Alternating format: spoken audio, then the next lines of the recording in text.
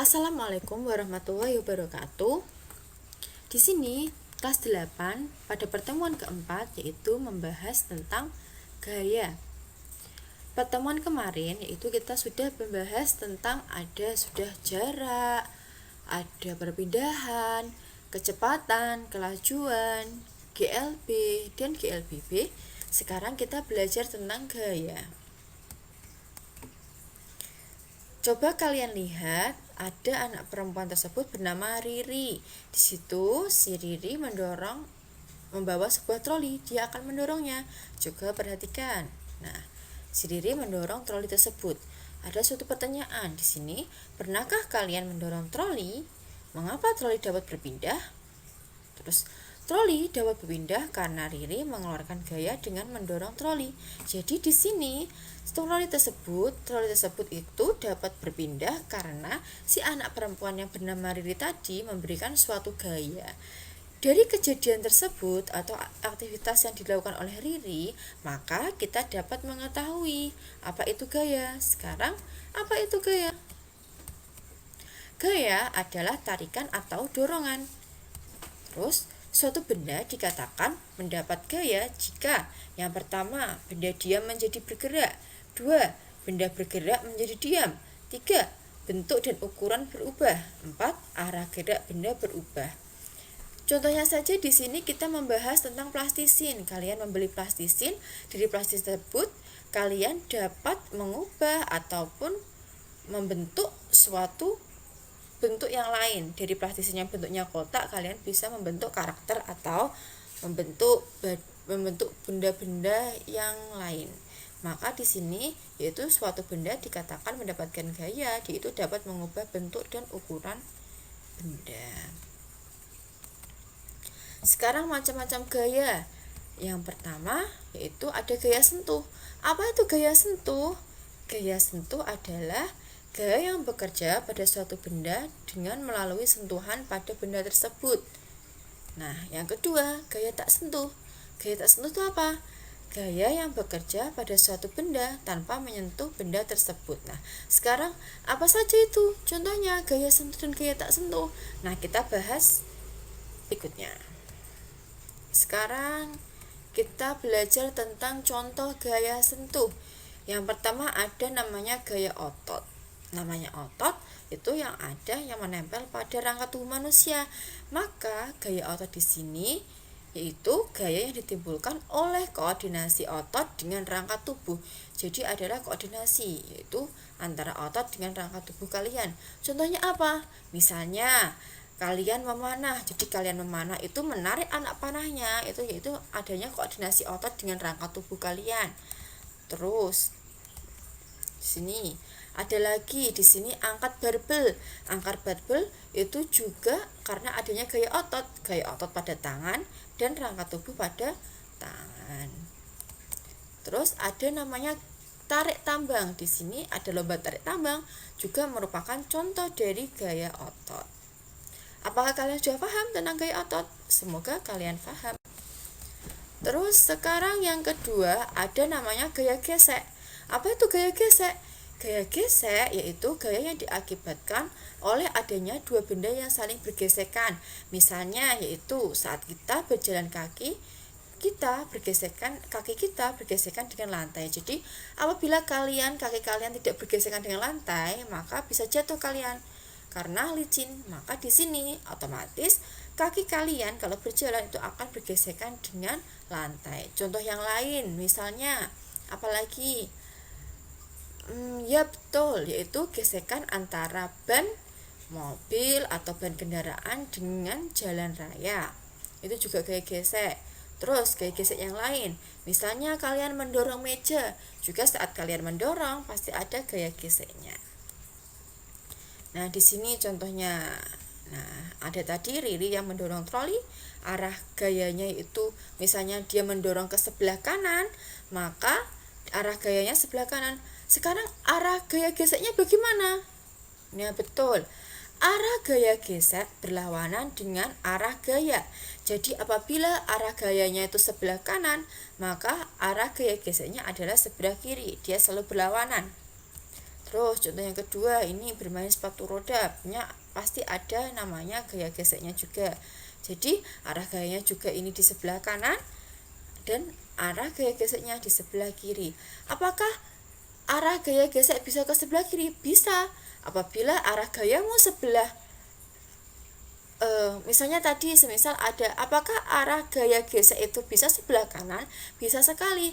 Apabila misalnya arah gaya kalian yaitu sebelah kiri, maka gaya geseknya akan sebelah kanan. Sekarang tadi sudah membahas tentang gaya sentuh, sekarang yaitu gaya tak sentuh.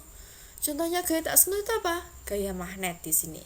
Gaya magnet itu adalah gaya tarikan dari benda yang bersifat magnet. Contohnya di sini ada anak perempuan yang sedang belajar tentang magnet. Dia membawa magnet batang. Nah, dengan adanya magnet yang dibawa tersebut, magnetnya itu tanpa menyentuh benda yang di sekitarnya, itu dia bisa menarik paku-paku dan menarik baut yang ada di meja di situ. Jadi bisa ketarik oleh magnet. Itu contoh dari gaya magnet. Nah, sekarang setelah gaya magnet, contoh yang kedua ada namanya gaya gravitasi. Apa itu gaya gravitasi? Gaya yang menyebabkan semua benda di bumi akan ketarik ke pusat bumi.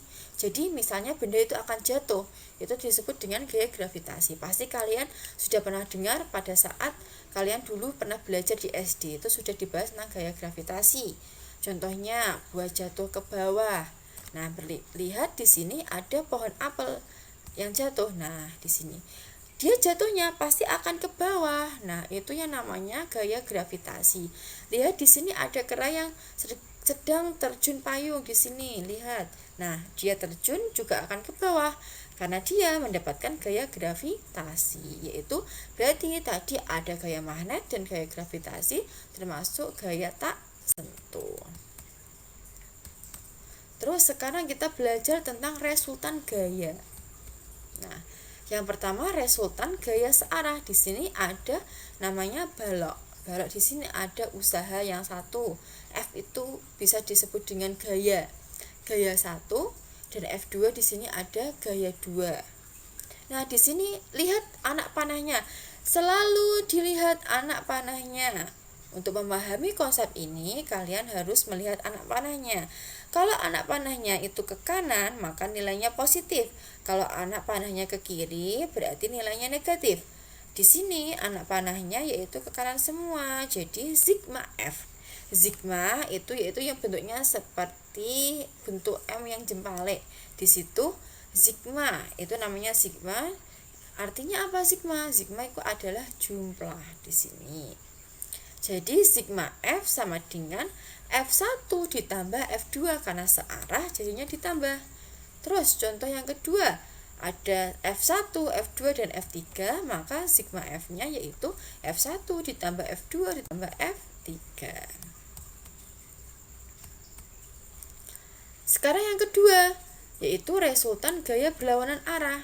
Misalnya di sini ada balok yang F1-nya itu ditarik sebelah kanan, yang F2-nya ditarik sebelah kiri. Nah, di situ lihat sekarang anak panahnya pasti berlawanan arah.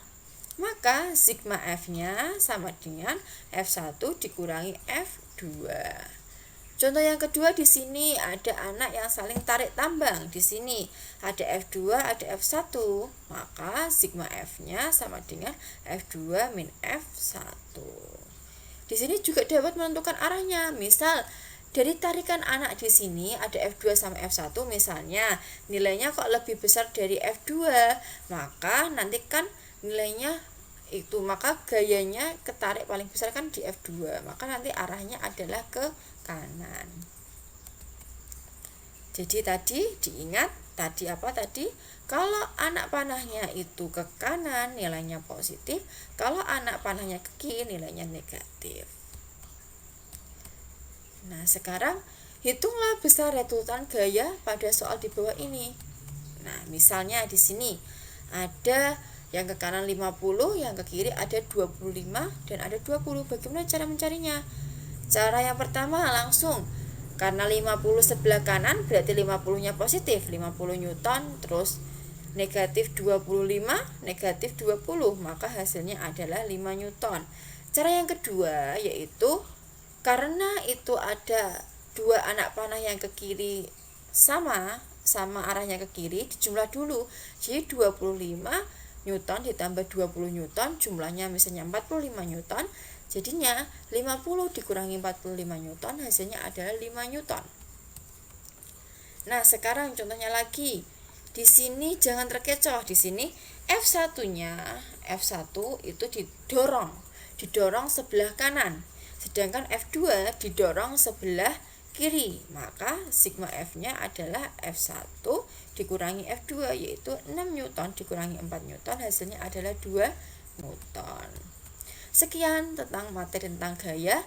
Nanti kalian jangan lupa belajar tentang hukum Newton. Jadi lihat pada video selanjutnya tentang hukum Newton. Semoga materi tentang gaya kalian sudah paham. Wassalamualaikum warahmatullahi wabarakatuh.